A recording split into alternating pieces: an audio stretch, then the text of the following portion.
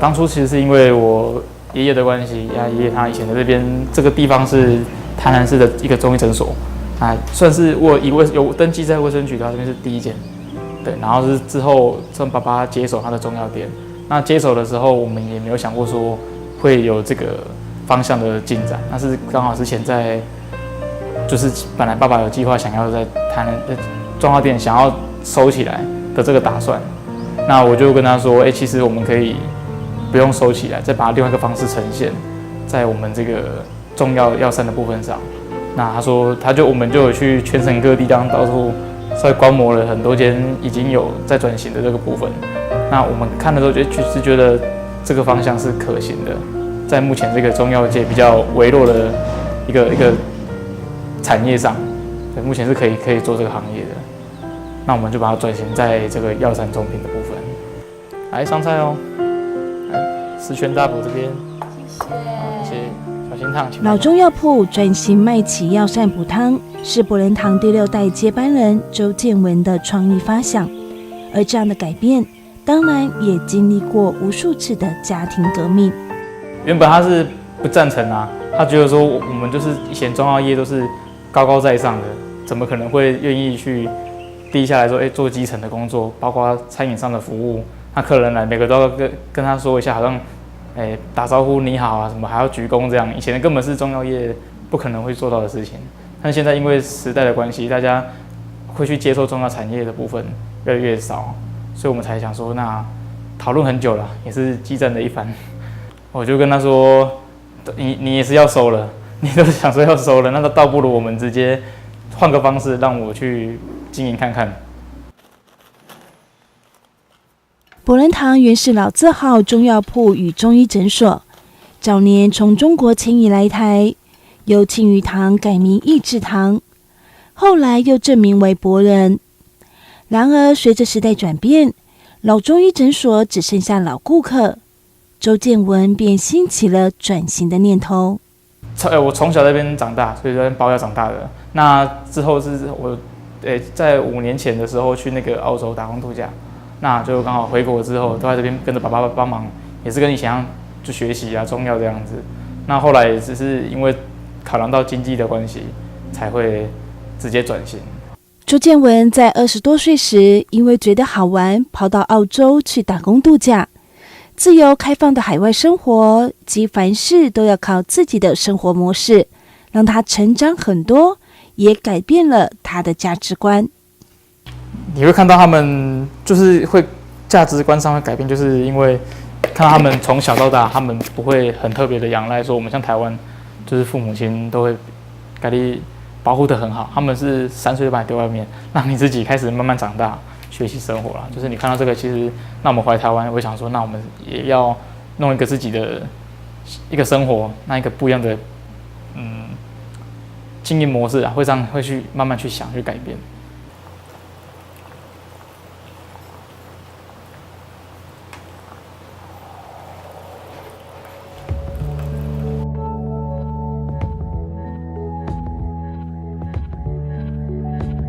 一开始我们原本他觉得不看好的情形之下，觉得说我怎么可能会去让客人这样子可以再回来？他也是一开始觉得不可思议，就到后来这边他觉得说，其实这个也是他想要的目的，就是让大家可以吃到药膳，让不用在家里面再熬煮。那其实我们以前中药店做一个服务叫代客煎药，其实它也只是一个代客煎药的一个转换的方式呈现而已。中药店本来代客煎药的服务嘛，那其实炖补的部分，它也是一个煎药上的动作，就是只是我们在这个基本的煎药的服务上，多加了一点我们像在居家的感觉，像炖肉啊，一些鸡肉排骨，那只是这样在呈现给客人，他们觉得说其实也是像在家里面吃炖补一样，有回到家的感觉，就是我们想要呈现的方式，大概是这种想法。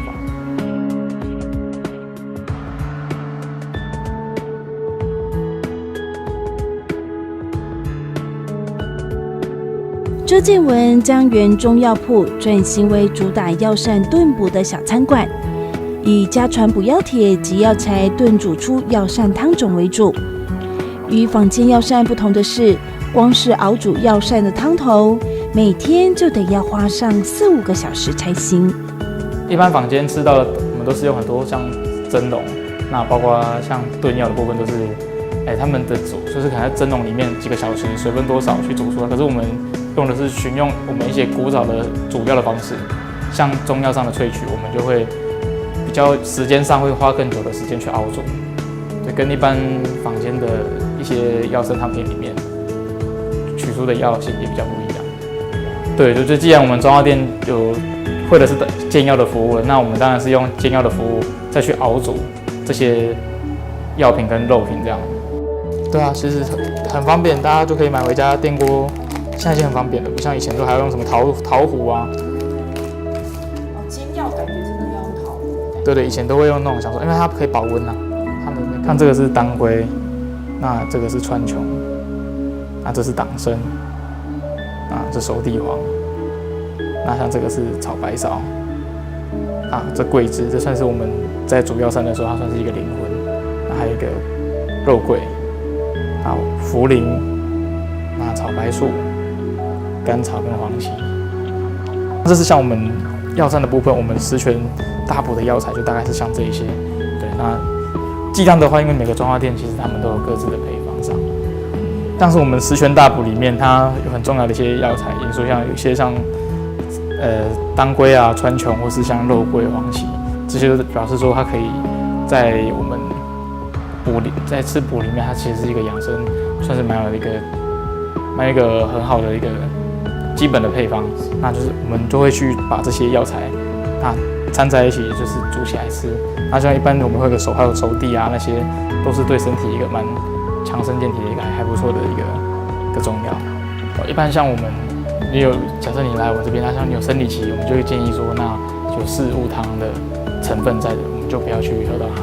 对，像我们就有一些像基本的像养生鸡汤，那或是一些像四君四陈、猪肚那些这个汤品，我们就可以安心的使用，不用担心说有生理期来会吃到什么，或是感冒的时候，我们也是建议补汤类的不要喝。这边像是我们这个四物汤药膳的部分上，它就是由当归、川穹、熟地黄跟炒白芍去组成的。那其实它广受我们现在女性朋友上的一个喜爱，那就是大家可能生理期了之后啊，大家都想要来吃个四物汤来炖补一下这样。像一般的话，我们就是在冬天的部分，其实就可以喝个，就耳熟能详就是十全大补汤。就冬天想要吃补炖补，就会这个十全大补。那其实，在夏天的部分，其实很多中药算是属于清温凉补类型的，它就可以拿来当夏天。像有四神汤的部分，那个都是属于温凉补类型的。那还有其他一些像养生的一些其他中药，对，都有需要的可以来我们这边询问。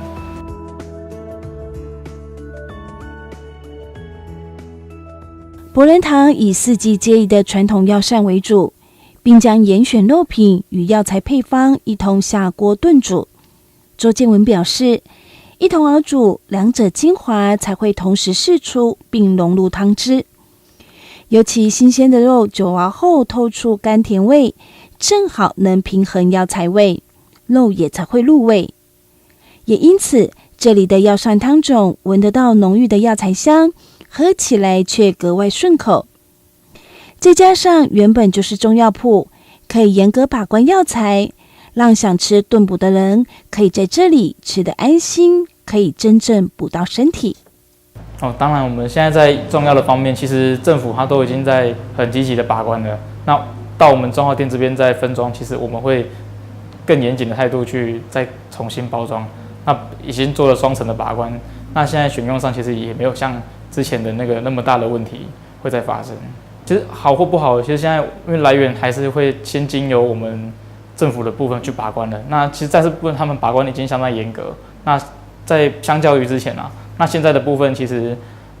到我们这边我们的手上这边来的时候，到我们中药店的时候，其实它已经算比之前的好，很漂亮，也好很多了。不会像在有之前农药残留什么问题会有在那么多金属的问题才发生，这些都很少了。药膳的部分其实就是我们一般讲的保养，那强身健体，并不是说吃的这个十全大补我就整个人有精神的一整年，不可能是。其实它只是一个我们这个养生，就是帮助身体做一个像机能的保养嘛。现在已经跟以前比较不一样，是以前进的都是街坊邻居，包括阿公阿嬷，大概会一起来买中药。那现在已经慢慢这个改变之后，其实年轻人，不管是大学生或是一些年龄层都已经降低了，对，都会进来这边，愿意来吃看看这个药膳，或是买这个中药这样。在博仁堂品尝美味的养生药膳，也可以好好享受周建文所营造出独特的用餐氛围。像是中药铺原有的药罐、必备器具、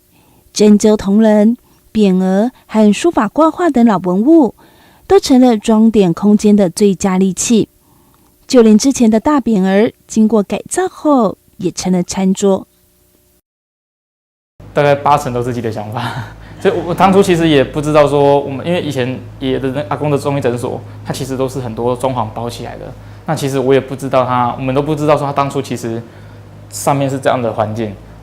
其实爸爸跟我都不清楚，因为当初是爷爷去改造的。那其实我们这一次很单纯的想法，就是把中医诊所的那个格局拆掉，在拆的时候就发现，其实它是一个很古色古香的一个老房子。那我们会觉得说，那趁这个机会，现在台南也在走这个文创的风格，刚好也顺便搭上这个风潮，就直接用成像现在的文创的感觉这样。那你看，现在我们像桌上这个匾额，就是之前人家送我爷爷的那个中医师的那个理事长的匾额。那他当初就是其实都挂在墙壁上，只是刚好在这次我跟父亲革命的时候，还把他建议说那拿下来当桌子。他也是说还好，爷爷现在可能就已经不在了，所以还可以这样拿下来让我们去利用。其实也是想让大家认识说，这个以前阿公周致富医师他是怎么样的以前一个龙井这样子。那像墙壁上这个字画是我们台湾以前那个中华民国书法协会理事长第一任的赠送给爷爷的一个字画这样。那像这次的改装上，其实最大特色就是我们把一些中药就画在我们的梁柱上。对，就是像一些像四大怀药还有以前的人名药，就是呈现让大家知道说，其实中药其实可以很有趣的呈现。然后就是我们这边，以前有一个匾，大家这个介绍良医的部分，就是以前也是介绍我爷爷他曾经的一些中药医药上的贡献经历。然后其实我们店里面最珍藏值得应该是这个白崇禧将军，他之前也是题字送给我爷爷的一个字画，这样，这比较可贵啦。周建文虽然略懂中医，但为了让中药铺可以走得更稳健长久，更是下了功夫钻研药膳与食疗，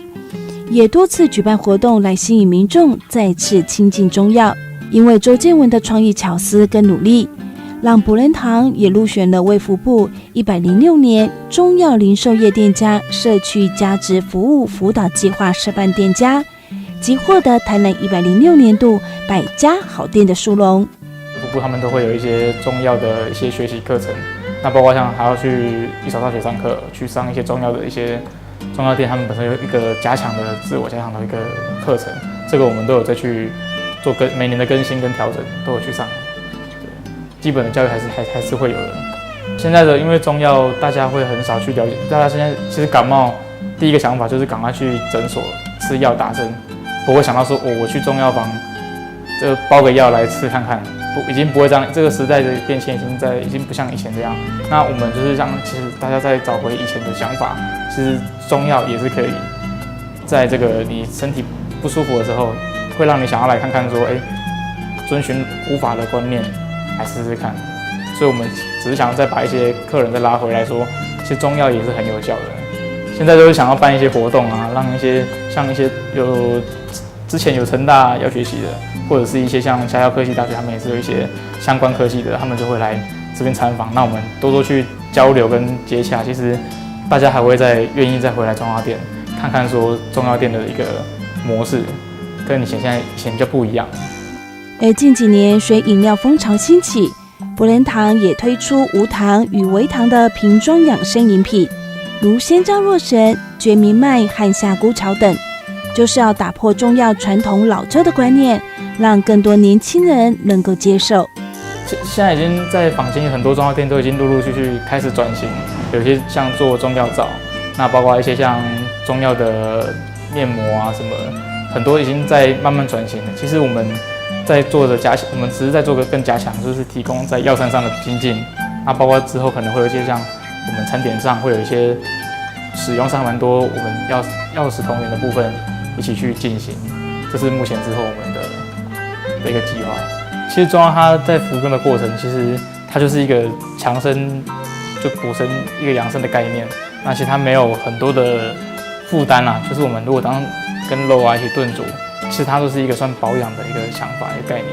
就不用太拘束太多说来吃这个就是中药就是药，对，就是它一个药食同源的一个概念，有这个想法就不会有太多的疑虑了。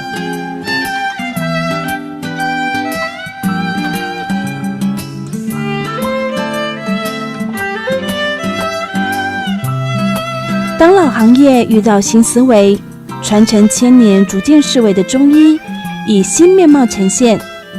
博仁堂的成功让中药行走出既定框架，也创造出更多的可能性。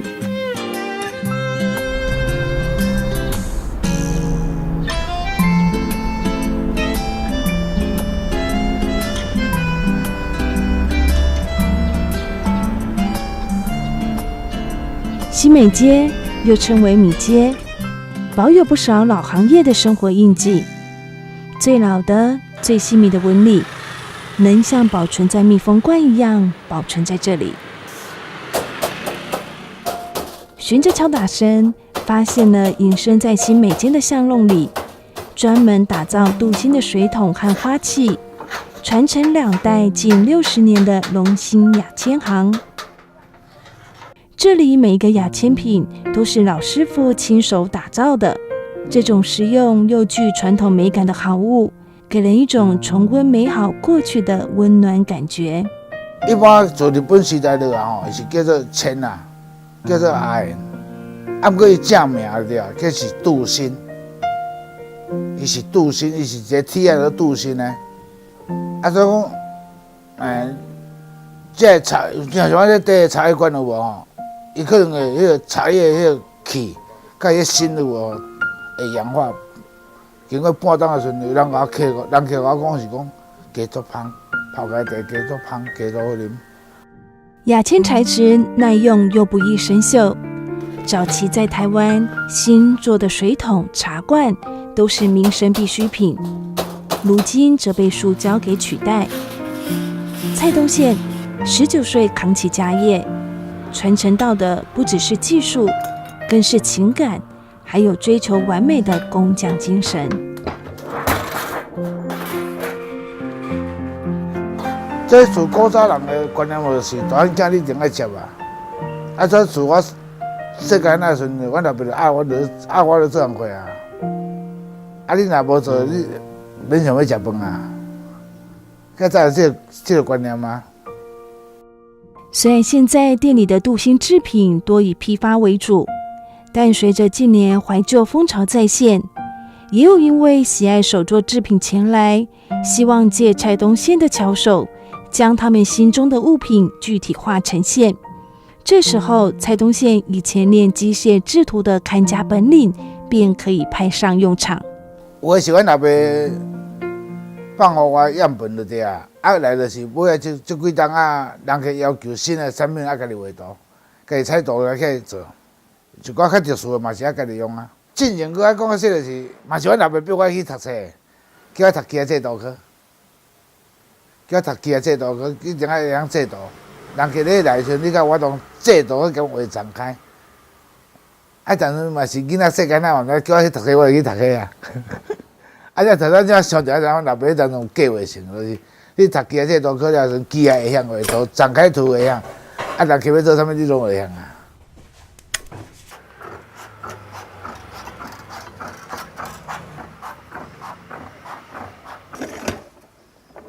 这些造型简约的生活器具，都是讲求精准切割以及组合的工艺作品。不同形体的立体空间组合，在拼接上更讲求经验与精准。每片铅板都像是一块拼图，为了完美拼装，制作时尺寸不能错，裁切时更需要干净利落。假真用起来迄圆圆较实，无安尼讲起来安尼空空。啊，咱要凹圆起来时吼，这形体较会水。切割好之后，出边得先磨过，然后再经过敲打、扭转，让铅板互相接紧密合。这需要技术性啊！人去互你的顺序爱展开，爱个拍开啊，你个做好我。行一般外口做的工无啥共款，这是有技术性的。以花瓶为例，瓶身就是由2片等边梯形所组成，所以还要注意瓶身的弧度、厚度是否适中。这是算起来，这是它的长度，啊，画几点，啊，这个地方画起来，啊，会较斜斜，安尼画啦，这为中心爱画出来，吼，啊，就伊长度出来嘛，啊，伊下骹长度，安尼画啊，啊，起来，啊，就这个啊，因为这个圆规有无，无遐长的圆规，吼，啊，咱就要用安尼用起来。每位手作职人在创作时，最是要求工具的灵活运用。在龙兴店里，许多都是超过50年以上的老机台。只见蔡东宪每一个步骤总是拿出不同的工具来操作使用，频繁更换工具，只为了将细节拿捏得更确实。如此一来，才能敲打出耐用的器具。驼着身躯，一时敲打，一会儿折曲铅板，没多久已满身大汗，可见制作时相当的费力。也因为长期敲打，或需要用手强力扭转铅板做造型，蔡东宪的双手长满了厚茧，手指更是已经变形。啊，就做惯势啊，兴趣啊，重点嘛有兴趣啦。所以讲，人起来我就欢喜啊。阮老爸手教啊，教到侪人啊，家己拢出去开店嘛，爱帮咱收起啊，像到这阵拢弄我啊，无要做这个啊。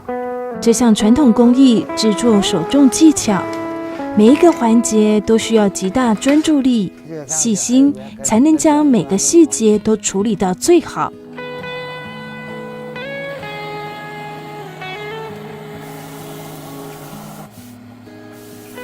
一个花瓶就这么琢磨超过1个小时才完成。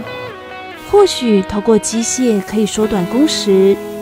但手工打造的却是无法抹灭，更是独一无二的手作痕迹。啊，做这工作咱就是食这个头路，学这个啊，